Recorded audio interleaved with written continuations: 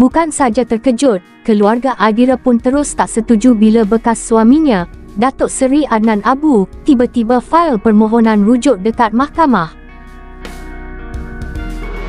Cerita daripada kakak Adira pula, Emma Suhaimi, dia kata permohonan rujuk tu bukannya datang dengan senang. Sebaliknya, Datuk Red dikatakan kerap menyuarakan niat nak bersama semula, sampai keadaan tu buat pihak keluarga rasa tak selesa. Apa yang keluarga nampak, memang tak ada pun petanda nak rujuk sejak mereka berpisah.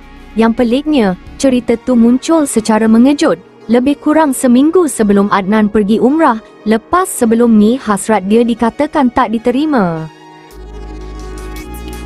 Menurut Emma, situasi jadi semakin tak selesa bila Adnan dikatakan cuba dengan pelbagai cara untuk kembali, walaupun Adira sendiri sudah memilih untuk teruskan hidup.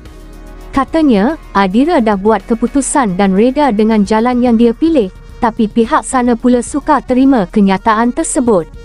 Apa yang buat keluarga benar-benar terkejut, bila Adira sudah ambil langkah ke depan dan bawa haluan sendiri, isu ini tiba-tiba dibawa ke mahkamah. Bagi keluarga, perkara itu datang tanpa sebarang petanda awal dan mereka, sebulat suara tak bersetuju dengan tindakan tersebut.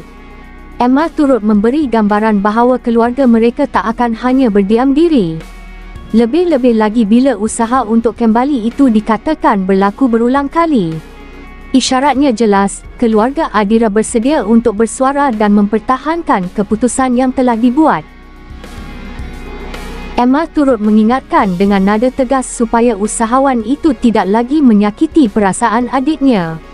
Katanya, setiap orang berhak untuk bahagia, termasuk Adira dan juga Adnan.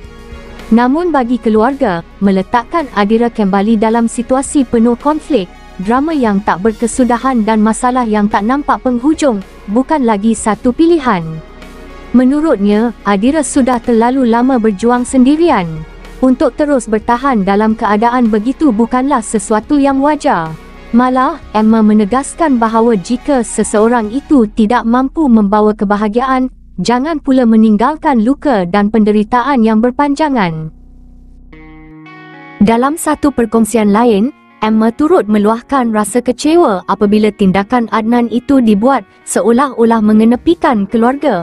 Katanya, keputusan tersebut langsung tidak dibincangkan lebih awal, menyebabkan mereka rasa tidak dihormati. Menurut Emma, apa yang keluarga harapkan hanyalah sikap saling menghormati. Kalau benar niatnya mahu rujuk, sepatutnya perkara itu dimaklumkan terlebih dahulu kepada keluarga.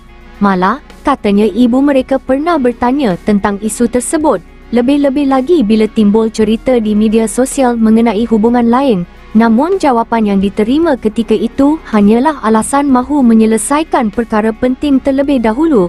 Keluarga pula sudah lama menunggu kejelasan. Bagi mereka, fasa menanti tanpa kepastian itu sudah berakhir dan bukan lagi satu pilihan. Emma turut menjelaskan bahawa pihak keluarga sebenarnya tidak menghalang jika perkara itu mahu dibawa ke mahkamah. Katanya, tidak salah untuk mendapatkan kepastian dari segi status dan undang-undang. Namun apa yang mengecewakan, keputusan tersebut dibuat tanpa sebarang makluman, sampai satu keluarga di Sabah terkejut besar. Sebelum itu, Adnan melalui peguamnya memaklumkan bahawa dia sudah memfailkan permohonan pengesahan rujuk terhadap Adira pada hari Rabu. Perkara itu kemudiannya mengundang perhatian ramai apabila Adira sendiri tampil memberi reaksi dan mengakui dia langsung tidak tahu mengenai tindakan tersebut. Untuk rekod, Adira dan Datuk Red berkahwin pada 3 Disember 2015 sebagai isteri kedua. Namun perkahwinan itu berakhir dengan perceraian pada 24 April tahun lalu. Hasil daripada perkahwinan tersebut, mereka dikurniakan 4 orang anak iaitu Anggrek yang kini berusia 7 tahun, Asan 6 tahun, Anggun 5 tahun dan Ayub 3 tahun.